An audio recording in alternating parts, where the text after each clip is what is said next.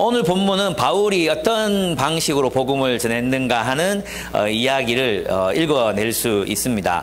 오늘 본문에서 이제 바울이 복음을 전한 대상들을 보면 유대인들도 있었고, 그죠? 유대인, 복음을 잘하는 유대인들도 있었고, 또 이방인, 그리스인이었는데 복음을 이 유대교가 믿는, 이스라엘이 믿는 하나님이 너무 좋아서 유대교로 전향한 그런 사람들도 있었습니다. 그리고 이제 오늘 바울이 전한 복음을 전한 대상 중에는 복음 혹은 성경에 대한 전혀 선지식이 없는 아테네 사람들, 또 철학자들도 그들에게 복음을 전한 그런 모습을 볼 수 있습니다. 그래서 각각의 경우에 바울이 복음을 전한 그 내용이 조금씩 달라요. 그래서 무엇에 중점을 두고 각각의 사람들에게 복음을 전했는가, 이런 내용들을 살펴보면 이제 우리도 복음을 전할 때 대상에 따라 어떻게 좀 자유자재로 이렇게 복음을 전할 수 있을지, 그런 힌트, 통찰 같은 것들을 얻을 수 있을 거라고 생각합니다. 저는 여기서 이제 바울이 뭐 감옥에 가고 두들겨 맞고 막 또 먼 거리를 여행하고, 저는 미국을 별로 저의 여행지로 생각하지 않거든요. 비행기에서 너무 많은 시간을 보내야 돼요. 너무 힘들게 느껴지거든요. 캐나다 갔을 때도 로키마운틴, 밴쿠버에서 로키마운틴을 가는데 와, 막 열 몇 시간을 버스 타고 가니까 이건 여행인지 고문인지 잘 모르겠더라고요. 가서도 별 감흥이 없는 거예요. 뭐 빙하다, 저거 이제 없어진다 그래도 없어지는구나, 뭐 이렇게 너무 지쳐가지고 약간 그런 게 있었거든요. 근데 바울을 생각하면 막 육로로 걸어서 말 타고 막 이 거리를 어떻게 그렇게 했을까? 바울을 그렇게 움직이게 했던 힘, 그 동기가 무엇이었을까? 그리고 이 낯선 사람들이 어떻게 그렇게 복음을 전할 수 있었을까? 이런 생각을 해봤어요. 그러면서 이제 어떤 생각이 들었냐 하면, 바울이 복음 그 자체를, 복음이 만들어낸 공동체를 많이 누렸기 때문에는 아니었던 것 같아요. 바울이 세운 교회들이 굉장히 어렸잖아요. 그래서 복음의 공동체를 향유했기 때문에 그게 너무 좋아서 복음을 전했다, 이건 아닌 것 같아요. 그건 무엇이었을까요? 저는 그것이 확실한 소망이었다고 생각해요. 확실한 소망.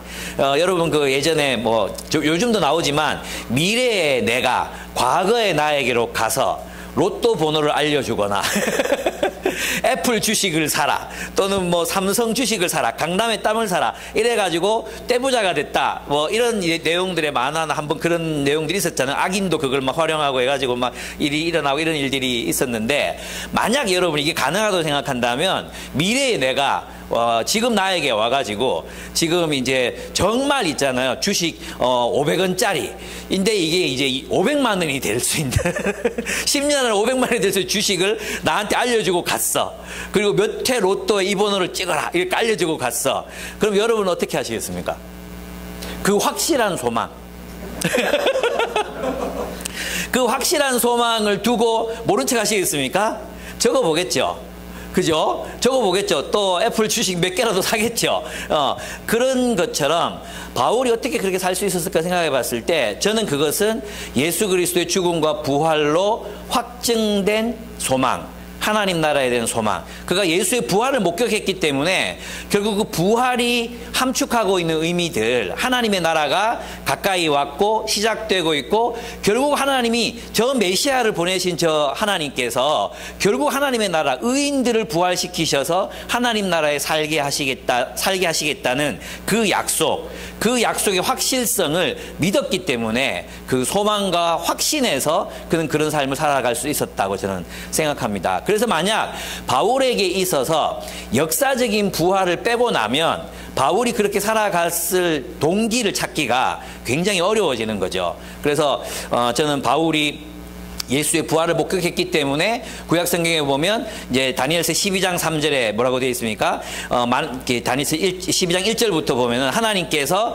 이제 모든 사람을 부활시키셔서 의로운 사람들은 하늘의 영광을 주시고 하나님 나라에 영원히 살게 하시지만 하나님의 뜻을 거역하고 이랬던 사람들에 대해서 영원한 형벌에 처한다는 구절이 있잖아요. 그러니까 이제 바울은 뭘 기억하느냐면, 하나님이 의인이신 예수를 부활시키신 것을 보고, 의인 죄인들의 부활이 일어나는 하나님의 나라가 반드시 실현되겠구나. 하나님이 약속하신 정의와 공의의 나라가 눈물 없는 나라, 전쟁 없는 나라, 아버지를 졸지에 잃어버리는 나라, 자식들을 그냥 전쟁터에서 잃어버리는 그런 나라가 아니라 하나님이 정말 약속하셨던 정의의 나라, 공의의 나라가 실현되겠구나. 그 약속을 확신했기 때문에 그런 삶을 살아갈 수 있었을 거라고 생각합니다. 예, 그렇습니다. 근데 여러분 만약에 그 미래에서 온 사람이 이제 그렇게 살라고 했으면 여러분 감정 어떤 감정이 들까요? 하나는 절대 이건 비밀이잖아, 그죠? 그 누구도 알게 해서는 안 돼. 나만 누려야 돼, 나만. 또 한 가지 감정이 들 거예요. 진짜 사랑하는 사람에게는 이 정보를 공유하고 싶죠. 안 그렇겠습니까? 사랑을 안 해봐서 모르겠습니까? 정말 사랑하는 사람에게, 왜 우리가 그 여름에 보면 어떻게 뭐 길 잘못 들었다가 그 일생에 만나기 어려운 인생 계곡을 만날 때가 있잖아요. 인생 계곡. 이건 진짜 아무에게도 안 가르쳐 주고 싶어. 저는 낚시를 하니까 요 포인트 나만이 알고 있는 요 포인트는 그 누구에게도 가르쳐 주고 싶지 않은, 그런데 내가 사랑하는 우리 이제 지방의 목사님 송광영 목사님께는 요 포인트 알려드려야지, 이런 마음이 든단 말이에요. 복음도 마찬가지잖아요. 사도 바울이 정말 이 복음에 대해서 확신했기 때문에 이걸 알리고 싶었어요. 그 이유는 두 가지였어요. 두 가지인데 한 가지로 수렴하면 결국 사랑이다. 하나님을 뜨겁게 사랑했고 정말 자신의 동족 또 사람들을 사랑했기 때문에 그는 그 위험을 무릅쓰고 고난을 무릅쓰고 죽음을 무릅쓰고 복음을 전할 수 있었던 것 같아요. 우리는 왜 복음을 전하지 못할까? 왜 우리는 복음을 뜨겁게 전하지 못하는 삶을 살고 있을까? 왜 그럴까요? 사랑하는 사람이 없는 거예요. 복음을 알지 못하는 사람들 중에 우리가 진심으로 사랑해서 사랑하기 때문에 이 사람은 나랑 꼭 하나님 나라 가야 돼, 이런 사람이 없는 거죠. 그게 없거나 아니면 우리 안에 정말 하나님 나라에 대한 확신이 없거나, 이 둘 중에 한 가지라는 생각이 저에게 들었어요. 그래서 저는 그리스도인이 살게 하는 힘이 뭔가, 우리는 누림, 향유 이런 것들을 많이 얘기하지만 바울은 어떻게 그 향유와 누림이 없이도 그런 삶을 살아가는 것이 가능했을까요? 그것은 확실한 소망, 확실한 소망, 바로 그것 때문이었다고 저는 생각하게 되었습니다.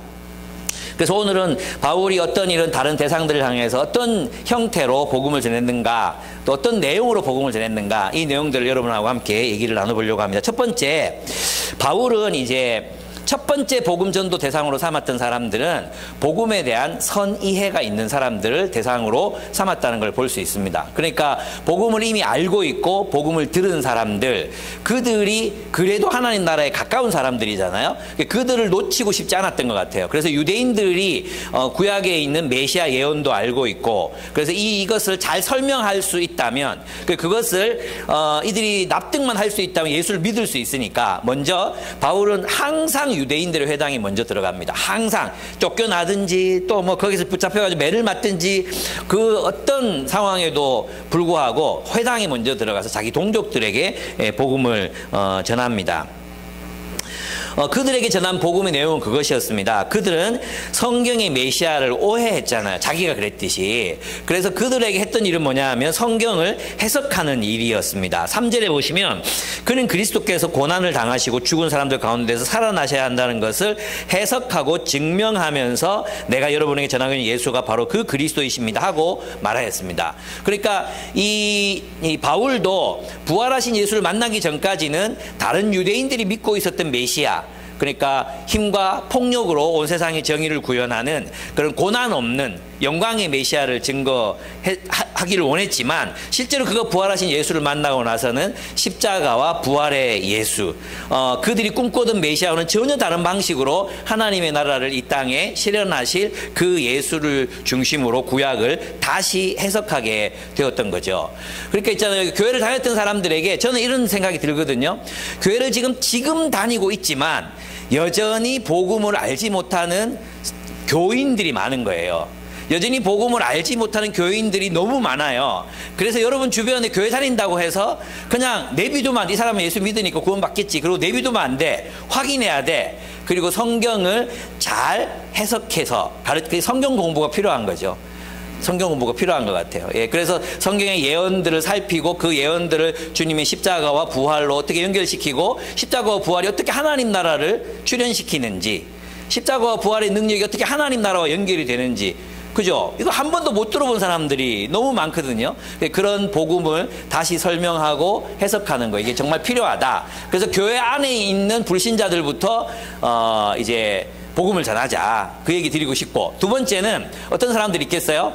기독교 배경을 가진 사람들. 이것은 많은 연구 결과에도 나오잖아요. 그래서 미션 스쿨 출신들, 기독교 학교에서 일하고 있는 사람들, 또 친척들 가운데 많은 사람이 기독교인인 이런 사람들 아무래도 복음을 그래도 몇 번씩 들어봤기 때문에 그 복음에 대한 수용성이 강할 수 있습니다. 그래서 그런 분들을 먼저 이제 잃은 사람들이죠. 잃어버릴 수 있는 사람들 찾아가서 복음을 전하는 거 굉장히 중요하다 할 수 있고요. 그 다음에 이런 사람도 있어요. 이 사람은 만나면 크리스찬이야. 친구를 사귀면 기독교인이야.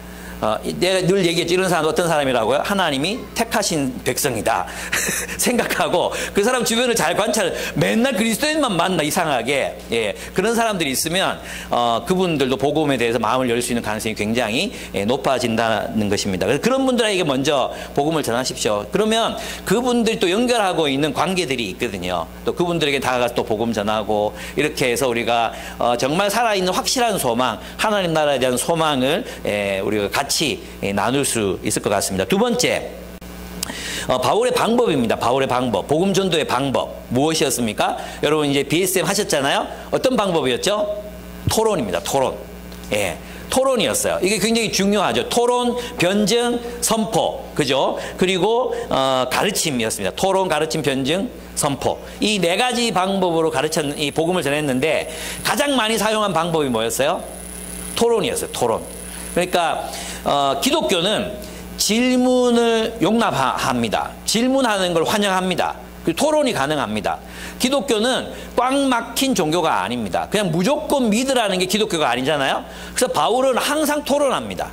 예, 그래서 이제 2절을 보시면 바울은 자기 관례대로 회당으로 그들을 찾아가서 새 안식일에 걸쳐 성경을 가지고 뭐 했다 했어요? 토론하였다. 이 성경이 어떤 의미인지, 그죠? 토론하였다. 토론이 중요한 겁니다. 그 다음에 10절과 11절에서도 바울은 유대 회당을 찾아가서 성경을 가르치고 성경에 예언된 메시아가 예수이심을 변증했습니다. 17절에서 그래서 바울은 회당에서는 유대 사람들과 이방 사람 예배자들과 더불어 토론을 벌였고, 또한 광장에서는 만나는 사람들마다 날마다 토론하였다, 이렇게 되어 있습니다. 그러니까 기독교인들이 복음을 전하는 방식은 뭐죠? 토론하는 것입니다. 토론해서 증명하고 또 증거하는 것입니다. 기독교인의 토론의 목적은 이기는 게 아니라 복음을 잘 설명해내는 것입니다. 설득하는 것입니다. 명료하게 우리가 가진 확신을 설명하는 것, 근거가 있음을 드러내는 것, 우리의 근거들을 잘 밝히고 스스로 생각해 볼 수 있도록 이렇게 제안하는 것, 그것이 우리의 이제 복음을 전하는 토론의 방법이라는 것을 알 수 있습니다. 그렇습니다. 그래서 바울은 사람에 따라 다양한 방법들로 복음을 전했습니다. 여러분, 이것을 알려면 우리가 먼저 복음에 대해서 깊이 알아야 되잖아요. 복음을 좀 깊이 이해하고 알고 그러실 필요가 있습니다. 예, 그래서 만나는 사람들에게 복음을 잘 설명할 필요가 있고요. 그 다음에 복음에 대해서 열린 마음을 가진 사람들에게는 베레아 사람들이 그랬던 것처럼 그들 스스로 연구하고 확인할 수 있도록 자료를 주는 것이 중요합니다. 이런 분들에게는 좋은 자료들을 제공하는 것이 좋은 복음 전도의 방법이라고 할 수 있습니다. 그죠? 그래서 뭐 정말 좋은 책들이 많잖아요. 그런 책들을 읽게 하는 거죠. 순전한 기독교도 정말 많은 사람들을 주님께로 돌아오게 한 책이었고, 깨어진 세상 희망의 복음도 많은 젊은이들을 주께로 인도한 영향력 있는 그런 책이었고, 또 많이 있습니다. 그죠? 또 과학 좋아하는 분들 하나님의 얼굴을 엿보다 알리스터 맥그라스가 쓴 책들 굉장히 큰 도움이 됩니다. 그리고 요즘에 특별히 유시민 씨가 나와가지고 이제 과학주의적 세계관을 굉장히 막 설파하고 있거든. 난 유시민이 다른 건 굉장히 잘 판단하면서 이 부분에 대해서는 너무 교조적이라는 생각이 들었어요. 신앙이 비약을 하는 거예요. 그래서 유시민의 생각은 사실 도킨스의 생각을 복제한 것이기 때문에 여러분들은 맥그라스가 쓴 도킨스의 망상이라는 책이 있어요. 그 책을 읽어보시면 굉장히 도움이 되실 겁니다. 그리고 누구죠? 그 유물론자인데 그리스도인인 사람이 있어요. 이 사람도 똑같이 그런 얘기를 했고, 카렌 암스트롱, 이 사람도 그런 그 전투적 무신론자들에 대해서 근거 없음에 대해서 그 도킨스가 특별히 이제 더 표적이 되죠. 그래서 그 전투적 무신론자들에 대해서 그것에 논리적 근거가 없음을 이제 설명해 냈습니다. 그래서 여러분들 있잖아요. 도킨스라든지 유시민이라든지 사회적으로 저명한 사람이 어떤 말들을 이렇게 하면 마치 그게 옳은 것처럼 느껴질 수 있잖아요. 그 왜 그러냐 하면 있잖아요. 오늘 우리 시대에는 형이상학이 없어져 버렸어요. 그러니까 이 형이상학을 누가 포기했냐 하면, 형이상학을 말해야 될 인문학자들이 형이상학은 없고 인간은 동물적 존재에 불과하다, 이렇게 과학주의적 세계관 안에서 설명을 해버렸잖아요. 그럼 형이상학이 없어졌어. 그 삶의 의미를 묻고 목적을 묻고 우리가 어디서부터 와서 어디로 가는지를 질문해야 되는데, 질문은 있는데 답을 해줄 철학과 종교가 스스로 다 무너뜨렸단 말이에요. 그래서 이 답을 누가 지금 하고 있는지 아십니까? 과학자들이 하고 있는 거예요. 이 답을 해줄 사람이 없으니까 스스로 종교도 무너뜨렸죠. 인문학도 무너뜨렸죠. 그러다 보니까 이 위의 형이상학에 대해서 삶의 목적과 의미, 신은 존재하는가, 나는 누구인가, 나는 어디서부터 어디로 가는가, 이 질문들에 대한 대답을 과학주의자들이 이 대답을 하기 시작했어요. 근데 여러분 아시겠지만 과학이라는 것은 있는 현상을 설명해 내는 것에 그냥 한계, 그게 한계예요. 예를 들어 라디오가 있다면, 또는 여기 빔 프로젝트가 있다면 이 빔 프로젝트가 무엇으로 구성되어 있고 무슨 역할을 하고 이런 거 설명해 낼 수는 있지만, 이 빔 프로젝트의 목적이라든지 제작자가 누구라든지 이런 것들을 말해줄 수 없는 거거든요. 여러분 실제로 보면 우리가 살아가는 삶에서 하나님을 빼잖아요. 하나님, 신을 딱 빼버리면, 종교가 없어지면 어떤 일이 일어납니까? 인간의 존엄성을 말할 수가 없어요. 인간과 돼지가 다를 바가 없어요. 인간을 왜 돼지처럼 취급하지 않아야 되느냐는 질문에 대해서 무신론은 해줄 대답이 없어요.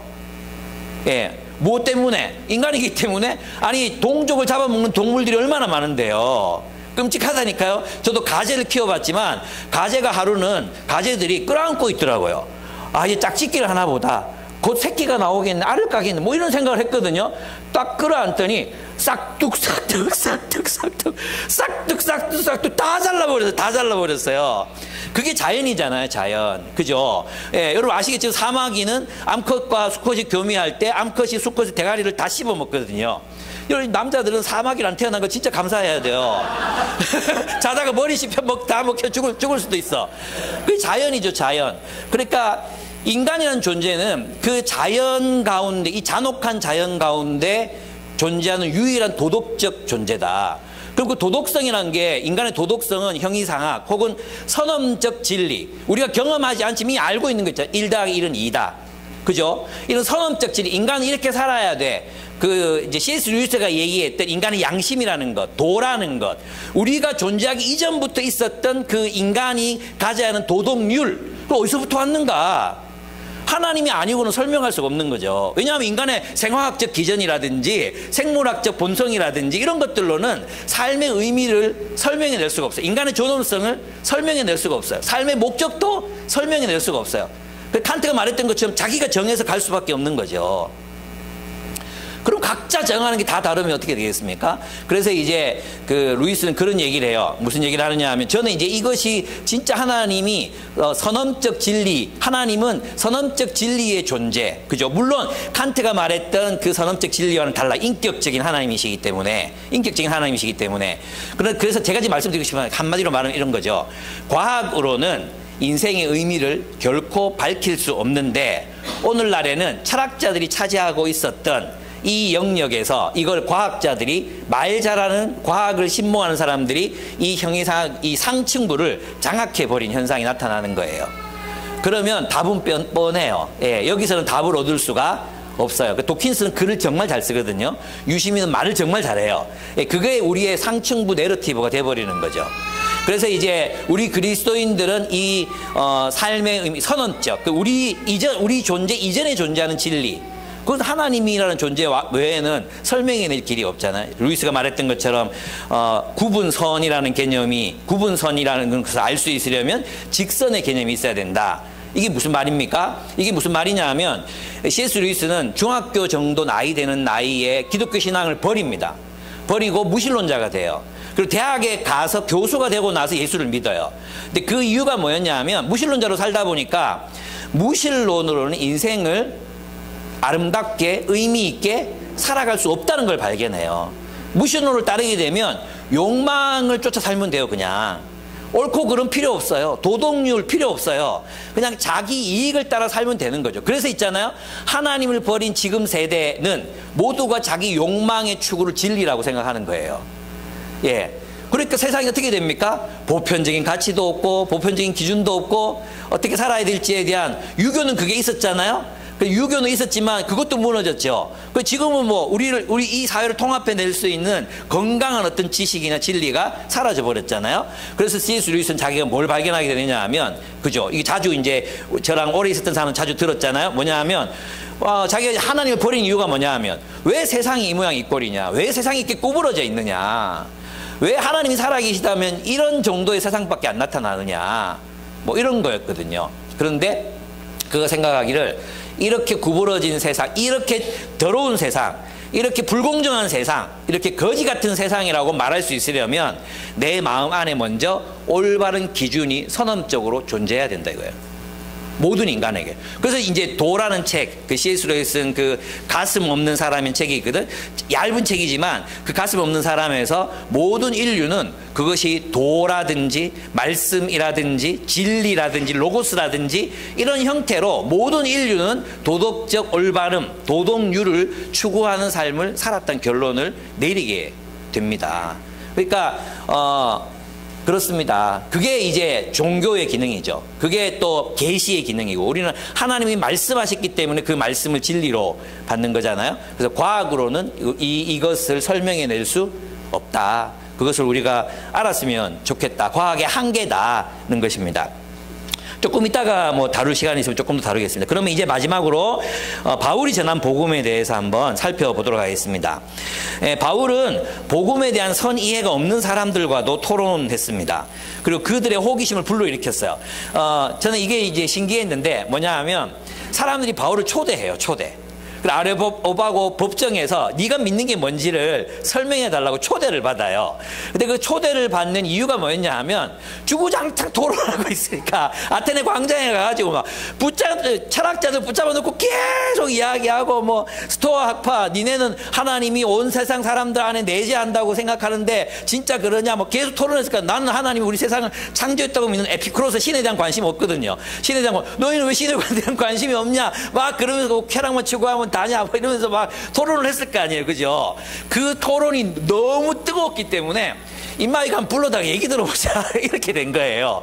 이게 조곤조곤 소수의 사람들하고 얘기한 게 아니라 만나는 사람들마다 붙잡고 막 얘기를 하니까 도대체 무슨 소리 하는지 한번 들어보자, 그 호기심을 불러일으키게 된 거죠. 그래서 여러분, 사람들과 토론하기를 두려워하지 마십시오. 토론을 하려면 좀 알아야 되잖아. 그죠? 그러니까 여러분, 그래서 깨어진 세상 희망의 복음을 10번 정도 읽고 외워서 이제 토론할 수 있으면 좋겠습니다. 책 많이 남아 있습니다.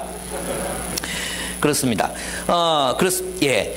바울은 그래서 복음을 소개할 기회를 얻습니다. 그래서 누가는 바울의 복음 선포를 기록하고 있는데 이렇게 짧게 얘기한 게 아니에요. 바울은 거의 2-3시간을 얘기했을 거야 아마.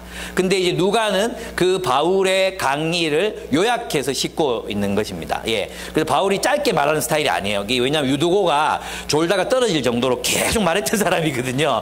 여기서도 기회잖아요. 그리고 이 당시 강의는 일방적으로 하는 게 아니에요. 지금처럼 막 질문해 오고 막 그럼 그거에 대해 토론하고 또 답 변하고 변증하고 막 이런 식으로 이루어졌던 설교를 지금 짧게 요약해가지고 여기 함축해서 적어 놓았습니다. 그러면 이제 바울이 전한 이 복음을 전했을 때 그 방식들을 한번 살펴보면 첫째는 뭐냐 하면 공통점을 찾습니다. 먼저 공통점. 그게 뭐냐 하면 뭐였습니까? 너희에게 종교심이 많도다. 너희가 신을 찾는 마음을 가지고 있구나. 여기서 시작합니다. 그런데 이게 이제 오늘날 우리의 공통 기반하고는 다른 부분이에요. 그죠?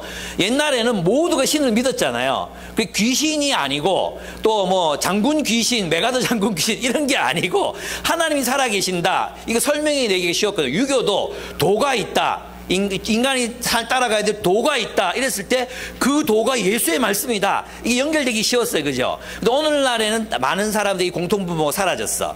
그러면은 너에게 종교성이 많도다 이렇게 말할 수 없는 시대에 어떤 공통분모를 딛고 복음의 세계로 들어가게 할 수 있을 것인가, 이걸 이제 고민해야 되잖아요. 저는 그것이 이제 오늘날 우리 시대에는 두 가지 정도가 있다고 생각해요. 첫째는 뭐냐면 불안이에요. 불안. 예, 불안. 미래가 너무 안정적이지 않잖아요. 지금 우리가 살아가는 삶의 기반들도 막 무너지고 있잖아요. 직업의 세계도 무너지고 세계관도 무너지고 온 세계가 지금은 무너지고 있는 상태이거든요. 그래서 사람들이 불안감을 느껴요.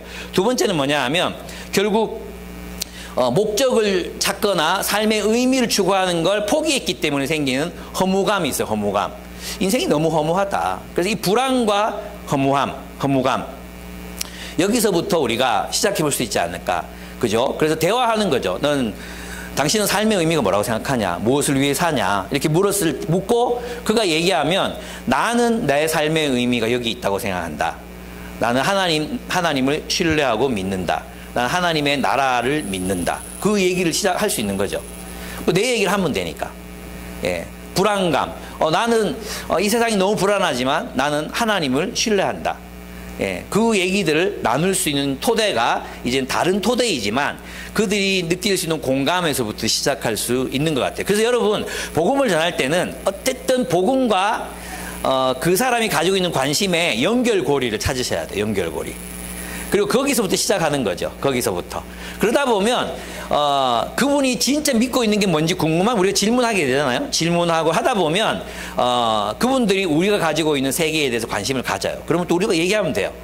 예, 이기려고 하지 말고 잘 설명해 드리면 돼요.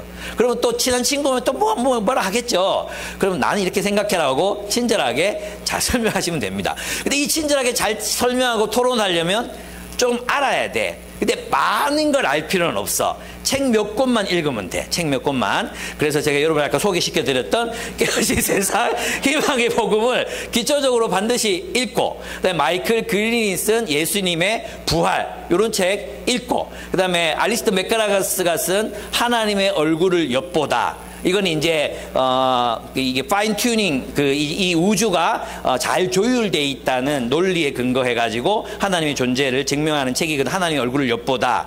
도킨스의 망상. 이건 이제 오늘날 이제 유시민 씨가 이걸 내관을 탁 건드렸고 도킨스가 한참 동안 유행했기 때문에 이 도킨스의 망상을 꼭 읽으셔서 무장을 하고 계시는 게 좋습니다. 그래서 여러분이 복음을 전하려면 공부를 해야 돼요. 근데 뭐 잘 모르겠어요. 막 이렇게 얘기하면 안 되고 진짜 우리가 복음을 전해야 되잖아요.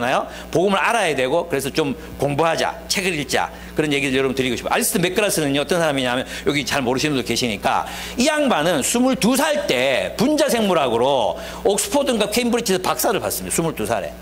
25살에 신학 박사를 받습니다. 그리고 천체 물리학으로 들어가가지고 천체 물리 뭘 받습니다. 미친놈입니다.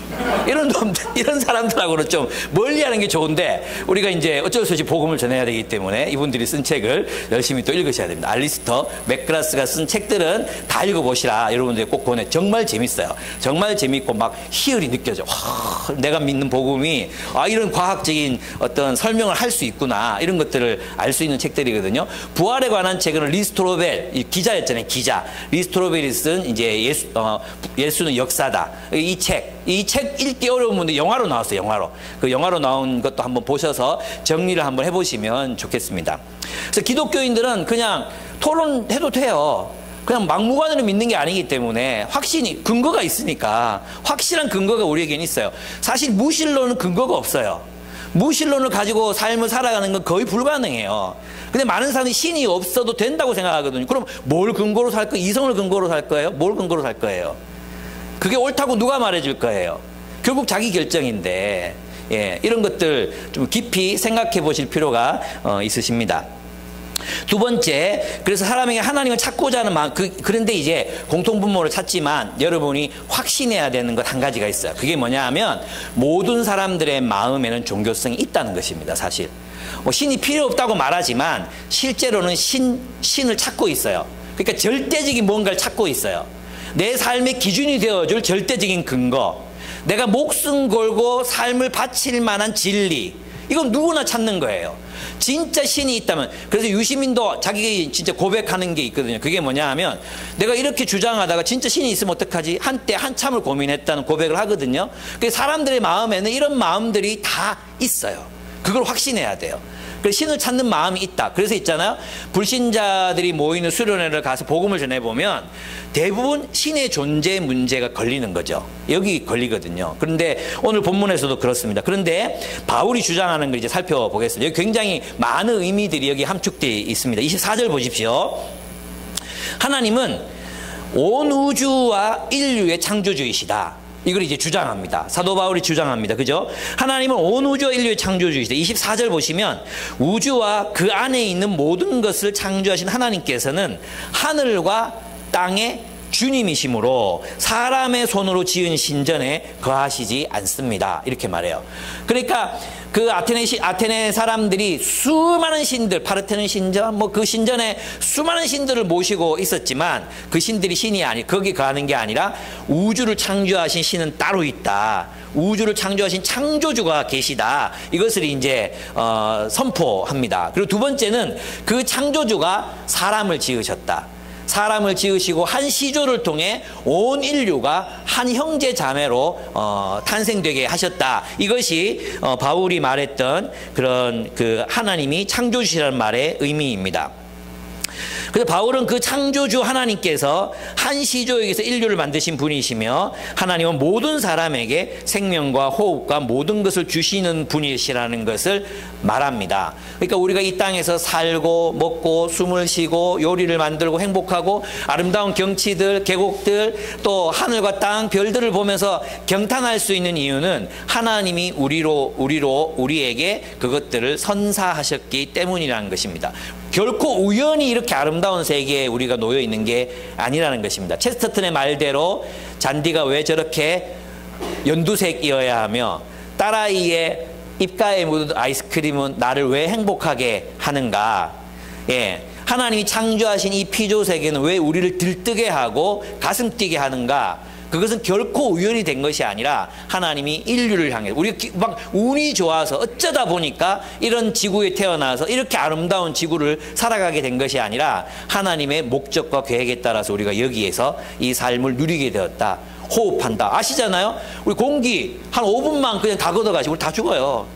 예, 우리가 살아가고 있는 이 모든 것, 우리의 이런 생명력, 이 모든 것들이 하나님이 주셨기 때문에 우리가 이 땅에서 누리는 것이라는 거죠.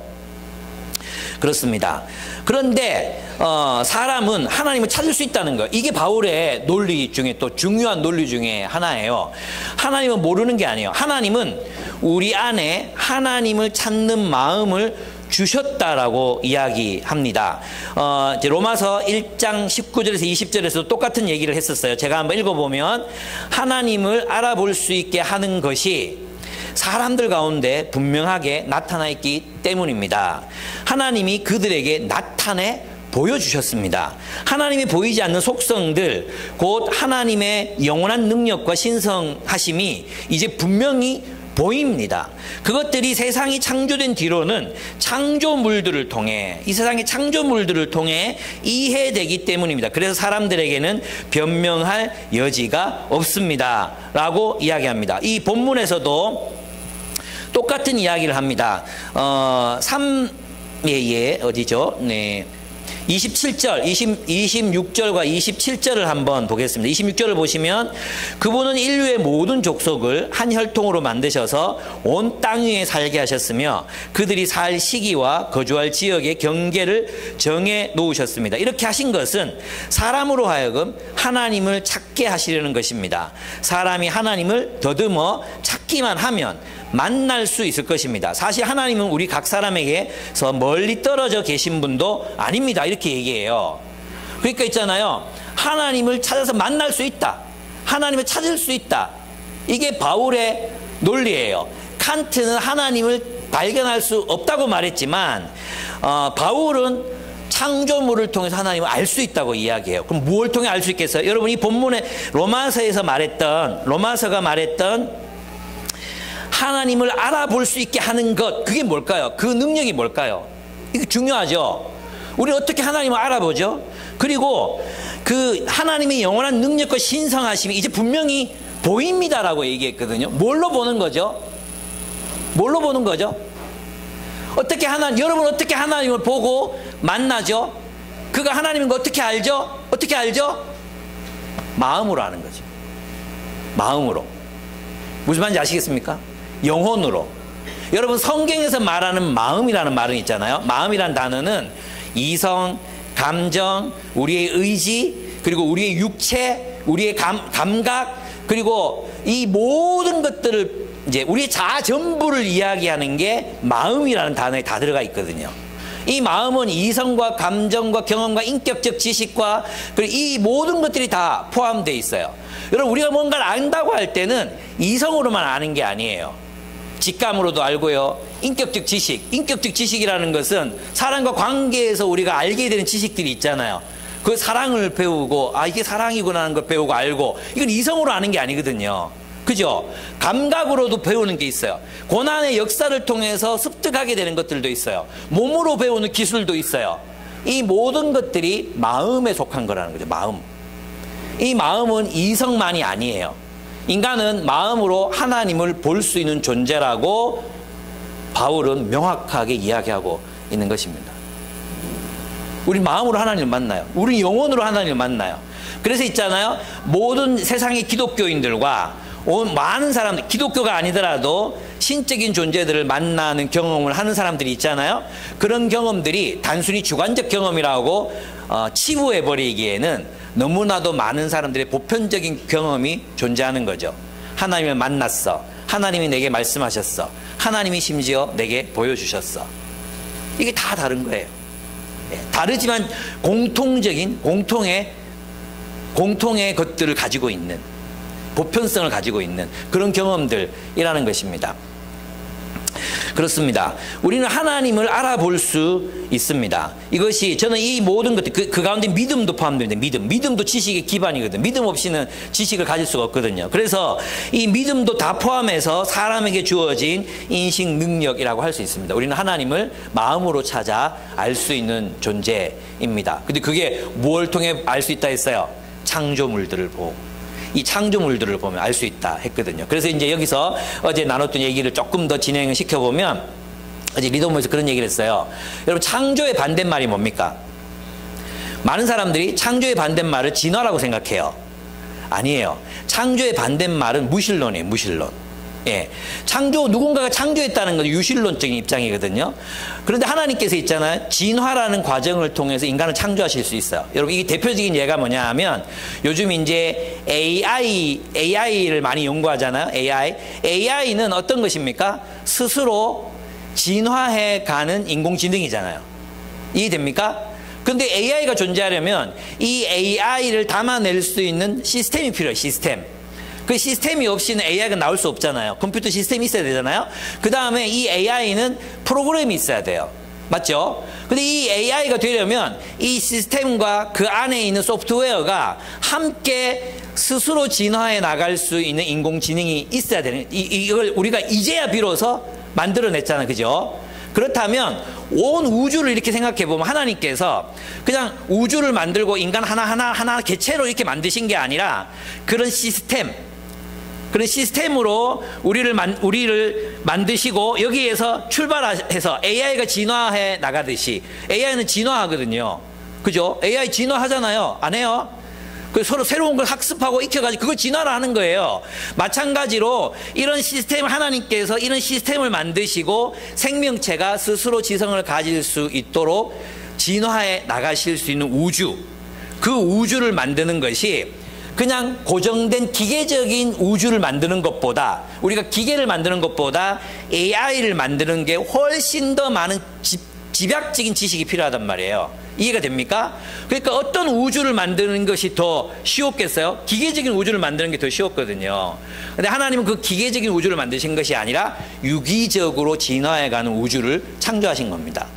여러분, 생명체만 진화한 게 아니에요. 우주 자체도 진화하고 있어요. 빅뱅에서 빅뱅이 빵 일어났고, 그죠? 그리고 나서 우주는 계속해서 이렇게 진화해 가면서 지구라는 존재를 만들어냈잖아요. 맞아요, 아니에요? 맞죠? 근데 여러분 아시겠지만 다중우주론에 의하면 이런 거죠. 수없이 많은 우주가 생겨날 수 있어. 가능성이 있어. 그런데 있잖아요, 인간이 살아가려면 지금 우리의 우주가 가지고 있는 중력의 값, 전자기량의 값, 그리고 우주 상수들 몇 가지 중요한 게 있거든요. 이것들이 정말 막 몇 조분의 1이라도 눈금 하나 틀리지 않고 지금 딱 그런 값을 가져야 생명체의 탄생이 가능한데, 그것도 아무 곳에서나 생명체가 탄생이 가능한 게 아니라 골디로 갑자기 또 이게 생각이 안 나요. 예, 그런 어떤 생명체 거주 가능대라는 게 있잖아요. 예, 그 거주 가능대에 이게 있어요. 중력의 값이 있잖아요. 지금보다 많아지면 여러분 어떻게 되겠어요? 걸어 다닐 수가 없어요. 일을 할 수가 없어요. 땅이 또 붙어가지고 안 움직이는데 뭐 어떻게 일을 하겠어요? 중력의 값이 약해져. 그럼 어떻게 되겠어요? 다 하늘로 붕붕 날아다녀. 예. 어떤지 이해가 되십니까? 공기를 붙잡을 수 없어요. 예, 달처럼. 그러면 우리는 살아갈 수가 없잖아요. 그러니까 이 우주가 만들어졌어도 생명체가 살아갈 수 있는 확률은 진짜 낮은 거거든요. 그런데 하나님께서 사람들에게, 사람 허접하죠. 많은 사람들이 이렇게 얘기해요. 어떻게 완벽한 하나님이 이렇게 허접한 인간을 만들 수가 있냐. 눈도 그렇고 약하고 병도 잘 걸리고 그렇잖아요. 그죠? 그게 이제 하나님의 뜻이었다는, 오늘 본문에 보면은 이렇게 26절. 그들이 살 시기와 거주할 지역의 경계를 정해 놓으셨습니다. 이렇게 말해요. 이게 뭐예요? 인간의 유한성과 한계거든요. 인간의 유한성과 한계. 하나님이 인간을 신적인 존재로 완벽하게 만들 수도 있었어요. 그렇게 하지 않았어요.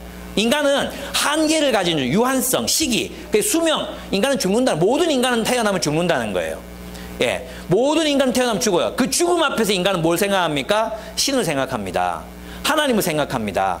그 죽음 앞에서 이 죽음을 뛰어넘는 무한을 바라보게 되죠. 한계도 마찬가지입니다. 정말 인간이 언제 하나님 찾느냐 하면 내 삶의 한계를 도저히 내 힘으로는 이 고난을 극복할 수가 없고 이 위기를 극복할 수 없을 때 하나님을 찾습니다.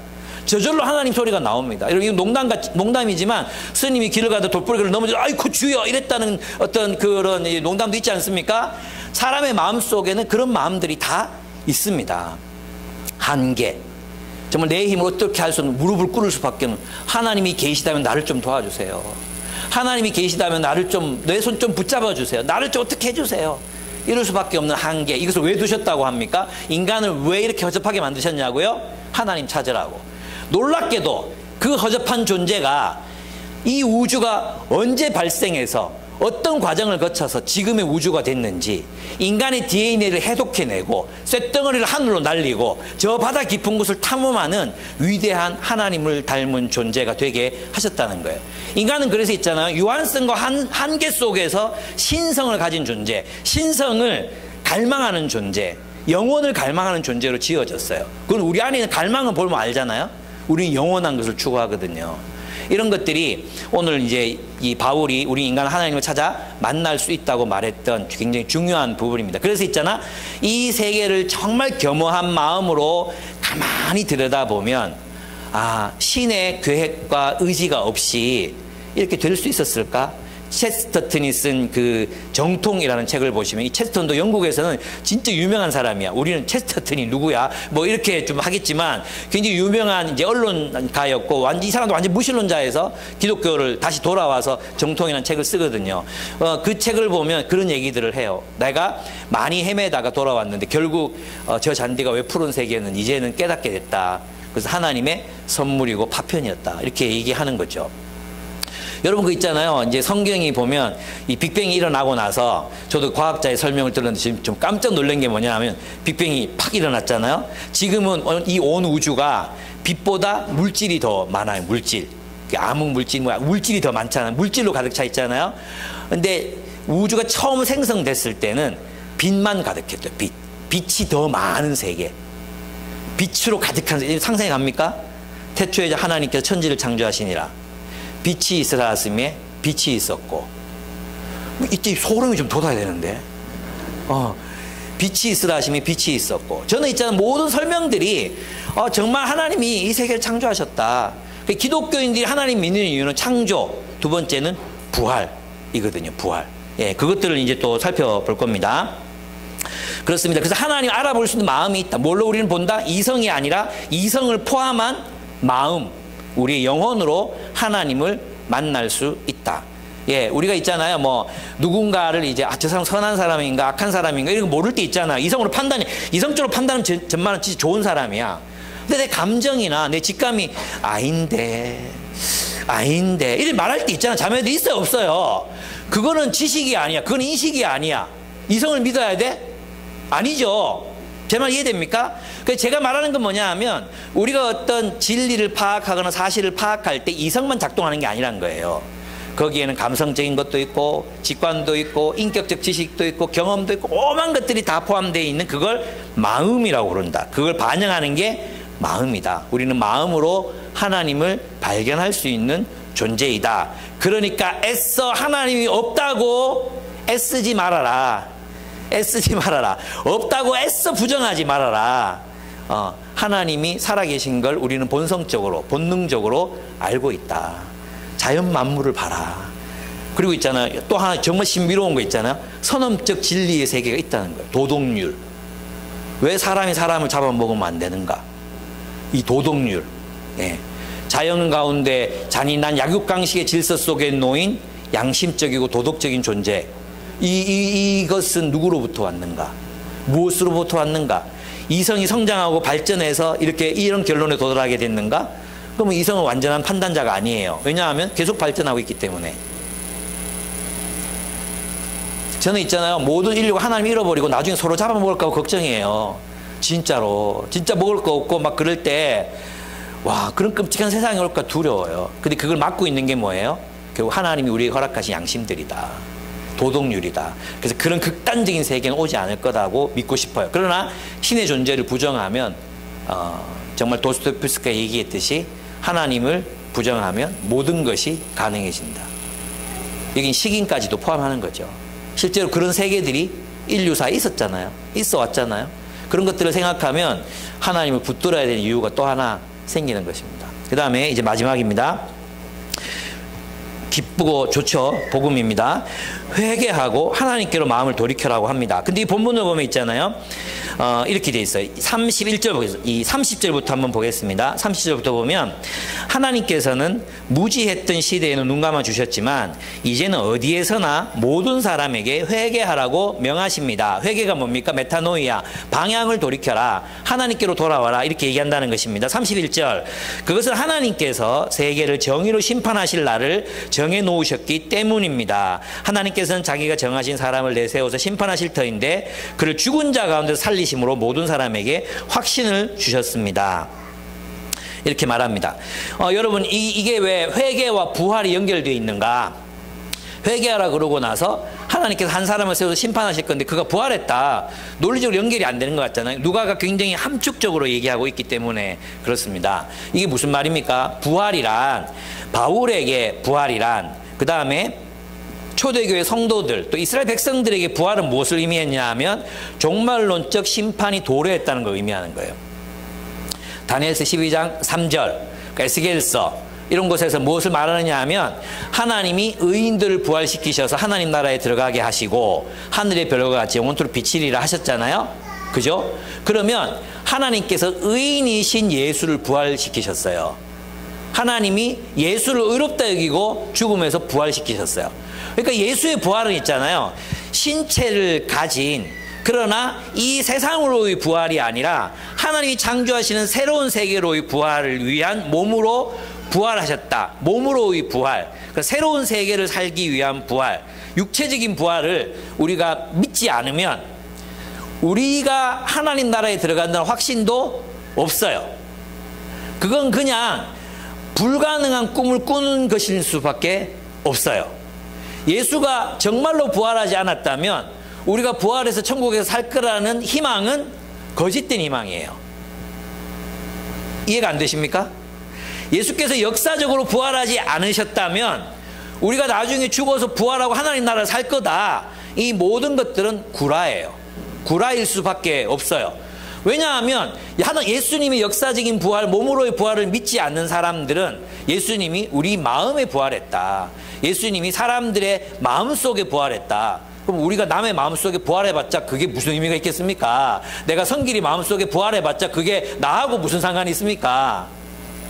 하나님 나라가 정말 현실이 되려면 예수 그리스도를 하나님께서 진짜로 부활시키셔야 되는 거예요. 왜냐하면 유대인들의 그 믿음은 뭐냐면 하나님께서 하나님 나라를 아브라함에게 약속하셨는데 그 의롭게 살다가 죽어버린, 의롭게 살다가 순교한 아벨 같은 사람들, 아브라함 같은 사람들, 그리고 예레미야 같은 사람들, 이 사람들 어떻게 됩니까? 구약 성경에 그들을 하나님께서 부활시킬 것이다. 그리고 하나님께서 그들을 부활시켜서 하늘의 별처럼 영원토록 빛나는 명예를 주실 것이다. 그게 하나님 나라에서 이루어지는 일이잖아요. 그렇기 때문에 예수님의 부활은 역사적이어야만 하는 거죠. 예. 근데 실제로 예수님 부활하셨어요. 그래서 바울은 그 예수의 부활을 보고 종말이 임했다는 것을 안 것입니다. 이제 주님께서 정말로 하나님이 의인들을 부활시키셔서 하나님 나라에 들어가게 하시는 그 놀라운 역사, 새 하늘과 새 땅을 주님이 만드시겠다는 그 약속, 하나님의 정의와 공의가 실현된다는 그 약속, 약자들을 돌보라는 그 약자들이 이제 더 이상 배고파 죽는 사람 없고, 작업 기계에 끼어서 죽는 사람 없고, 얼어서 죽는 사람 없고, 전쟁터에서 폭격당해 죽는 사람 없는 정말 하나님의 정의와 공의의 나라를 그는 예수의 부활을 보고 산 소망을 가질 수 있었던 것입니다. 그래서 부활이 핵심인 거죠. 예. 그래서 부활은 심판과 관련이 있는 거예요. 그래서 마지막 날에 주님께서 정의를 실현하실 날이 온다. 그리고 그 심판은 반드시 이루어진다. 이 근거가 어디에 있어요? 예수의 부활에 연결되어 있다는 것입니다. 그렇습니다. 그래서 바울이 믿는 하나님은 정의로우신 하나님이십니다. 하나님의 정의는 가난한 자와 약자를 향합니다. 회개하란 말이 무슨 말이겠습니까? 오늘날 우리 시대의 주인은 누구입니까? 여러분, 복음이 무엇입니까? 여기서 지금 바울이 전하는 복음의 핵심이 무엇입니까? 예수가 왕이시라는 겁니다. 예수가 우리 주님이시라는 거예요. 예. 그래서 우리 믿음은 예수가 주님이시라는 믿음인 거죠. 그럼 예수가 주님이시라면 예수의 말씀을 따라야 되잖아요. 그럼 뭐겠습니까? 정의를 따라 살아라. 하나님이 정의로 심판하시니까 너희 정의롭게 살아라. 그럼 그 정의가 뭡니까? 가포 눈물, 가난한 자, 포로된 자, 눈먼 자, 눌린 자를 해방하고 하나님의 뜻을 따라 그들을 돌보는 삶을 살아가는 것. 그것이 회개예요, 회개. 하나님이 언젠가 심판하실 거니까 너희들은 주님의 뜻을 따라 예수가 주인된 삶을 살아라. 예수를 그리스도로 모시고 살아라. 그래서 여러분들 가운데 만약에 아직도 예수가 여러분의 주님이 아니야. 주님이 가라고 하면 가고, 멈추라고 하면 멈추고, 떠나라고 하면 떠나고, 주님이 시키시는 일 위해서 시간이 걸리지만 주님 조금만 기다려 주이소. 이거는 돼. 주님 조금만 기다려 주세요. 이거는 되는데 왜 그렇게 살아야 되는데? 이렇게 묻는다면 아직 우리가 주님께로 회심하지 않은 거예요. 저는 우리 가운데도 그런 사람이 있을 수 있다고 생각해요. 교회를 오래 다녔지만 여전히 예수가 나와 상관없는 삶을 사는 사람들. 그저 지니, 그죠? 이렇게 막 알라딘의 램프처럼 막 비비면 푹 올라와가지고 주인님 뭐 부르셨습니까? 무엇을 도와드릴까요? 이러면 그 기도를 응답해주는 그 지니 같은 존재. 그 말고, 드라이빙 할 때 그 지니, 그거 말고, 그 지니, 그 지니. 말해주면 다 들어주는 그런 지니 같은 존재로 예수님을 생각하지 말라. 주님께서는 우리의 재정의 주인이시고, 관계의 주인이시고, 우리의 삶의 주인이시고, 우리의 모든 것의 주인이시다. 근데 우리가 주님께 우리를 의탁할 수 있는 이유가 무엇입니까? 그가 선하시다. 그가 지혜로우시다. 그가 나를 위해 목숨 바쳐 십자가에서 돌아가셨다. 그런 능력이 있으시다. 그를 신뢰하기 때문에 우리는 그분을 우리의 주님이라고 부를 수 있는 것입니다. 회개하라고 하십니다. 우리의 자기중심적인 삶. 요즘 사람, 우리 이제 정재기 형제랑 이제 우리 같이 칸트 공부하고 있다 했잖아요. 그런데 20대 청년들하고 이제 대화를 하다 보면 아이들이 차별에 대해서 어떻게 생각하냐 이렇게 물어보면 차별은 있어야 된다고 생각한대요. 그래야지 차별이 있어야 노력한 사람, 노력 안 한 사람 그렇게 좀 할 거 아니냐. 그럼 이 세상에 어릴 때부터 가난해가지고 기회가 없어서 가난해지는데 어떡하냐. 그거는 지들이 알아서 해야지. 이런 식의 말들을 한 명이 하는 게 아니라 대다수가 한대요. 대다수가. 예. 그러니까 뭐가 기준이에요? 자기가 기준. 그럼 네가 그 입장이 되면 어떡하냐. 그건 좀 다르죠. 하면서 또 하여튼 일관성이 있어요. 자기 중심적이라는 거예요. 일관성이 없는 게 아니에요. 자기 중심적. 자기 이익이 되면 진리고 자기 이익이 안 되면 진리가 아닌 거예요. 모든 사람이 이렇게 살면 세상이 너무 힘들어지잖아요. 그래서 우리가 불행한 건데 그걸 모르는 거죠. 서로 함께 서로 사랑하며 사는 그런 세계를 우리가 만들어 가야 되는데 주님의 명령을 따라 정말 샬롬의 세계. 그 누가 왕이 되실 때 우리 그리스도인들이 믿는 바는 그리스도인 예수가 왕이십니다. 나의 주군이십니다. 말씀하옵소서 듣겠나이다. 그래서 성령의 음성에 귀를 기울여야 돼. 성령께서 오늘 누구에게로 가라. 그를 위로하라면 그에게 가야 돼. 그리고 가서 위로해야 돼. 예, 누구에게 너 통장을 깨서 누구에게 나누라 하실 때 그 통장을 깨고 나눠야 돼. 예. 진짜 싫지만 용서하라 하실 때 그 용서해버리자. 주님의 명령을 듣는 것. 근데 우리는 늘 나의 자아가 주인이 되고 여전히 내가 주인이 되고 예수 그리스도 나의 참고 자료, AI 같은 존재, 참고 자료. 말씀을 뒤져도 답을 찾기 위해 우리가 말씀을 뒤지고 있다면 우리 예수 잘못 믿는 거죠. 왜 우리가 성경을 연구합니까? 주님을 알고 주님을 사랑하고 주님의 말씀에 복종하기 위해서. 그 말씀에 대한 복종이 우리를 인간답게 풍요롭게 다른 사람들을 행복하게 또 궁극적으로 나를 기쁘게 하는 길이기 때문이라는 것입니다. 회개하라고 주님이 명령하십니다.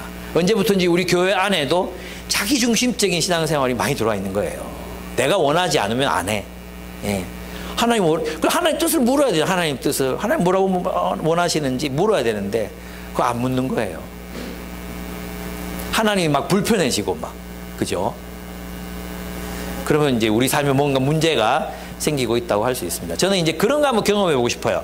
저는 이제 제가 잘 모르겠지만 저는 되게 감성적인 사람이라고 생각하는데 제가 이성적인 하여튼 그런 사람인 것 같아요. 그래서 있잖아요. 저희 지방의 목사님들이 이렇게 모이잖아요. 이렇게 모여서 얘기를 하면 한때 이분들이 이제 사람마다 저는 다르다고 생각하거든요. 어떤 사람들은 나처럼 인도하시기도 하고 어떤 사람은 이제 우리 지방의 목사님들처럼 인도하시는데 이렇게 말씀하시더라고요. 자기가 한때 진짜 기도 많이 하고 막 그럴 때 마음에 원하지 않는데 갑자기 다리가 막 누구 앞으로 간대요. 그래가지고 그 앞에서 뭘 말하라 그런데 그럼 막 말하고 돌아와. 그러면 그분이 어떻게 그걸 아시고 그렇게 얘기했냐고 이런 일들이 많대요. 저는 말씀 깊이 묵상하고 막 생각하고 그래야 이 사람이 뭔가 말해줘. 이것도 나 하나님 인도라고 생각하거든요. 성령 인도하시면 생각하는데 저는 근데 이분들처럼 한번 돼보고 싶은 거예요. 그냥 막 가가지고 막 말하고 이거 한번 경험해보고 싶다. 나는 안 될 것 같아. 예, 그것도 하나님이 역사하시는 것. 어쨌든 우리는 성령께서 인도하시는 길을 걷는 그런 사람. 정말 주님이 우리 중심에 계시는. 우상숭배가 뭐죠? 우리 중심에 누가 있느냐잖아요. 누가 있느냐? 나, 돈. 청소년한테 물으니까 잘 알더라고요. 돈, 성적, 뭐 이런 거 얘기하더라고요. 그래 성적은 부모님이 얘기하지 뭐 이러면서 이제 우리가 또 얘기하고 막 재밌게 그랬는데 우리 중심에 하나님의 뜻, 하나님 그분이 우리 안에 계셔야 합니다. 예, 그렇게 우리가 또 살아가기를 결단하고 또 나아가는 우리의 생애가 되기를 여러분과 함께 축복합니다. 네, 결론이었나? 맺을 텐데 제가 처음에 얘기했던 게 있잖아요.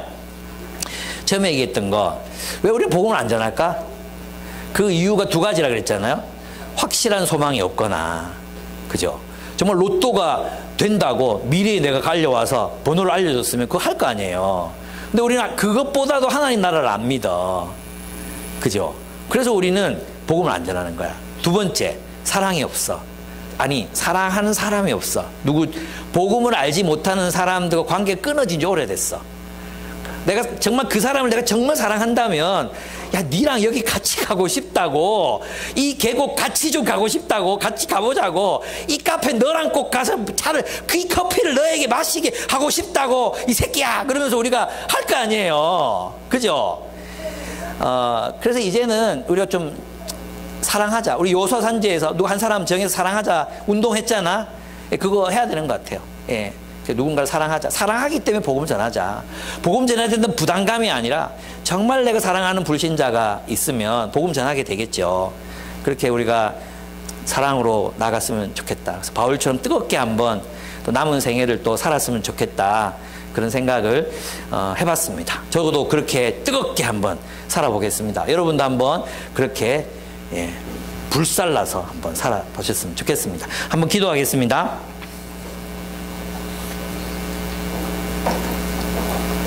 먼저 자신을 위해서 기도했으면 좋겠습니다. 나에게는 이 복음에 대한 확신이 내게 있는가? 또 바울은 토론했잖아요. 토론. 복음에 대한 확신뿐만 아니라 그 복음을 잘 설명해내는 능력이 있었잖아요. 하나님께 그거 구했으면 좋겠어. 하나님 내게도 복음을 잘 설명해낼 수 있는 지혜를 주시고 또 공부도 하겠습니다. 하나님 도와주십시오. 나를 통해 누군가 예수께로 하나님 나라로 돌아오는 일들이 일어났으면 좋겠습니다. 기도했으면 좋겠어요. 그리고 또 여러분 마음에 품고 있는 누군가, 사랑하는 그 누군가를 위해서 우리가 함께 또 기도했으면 좋겠습니다. 기도하겠습니다.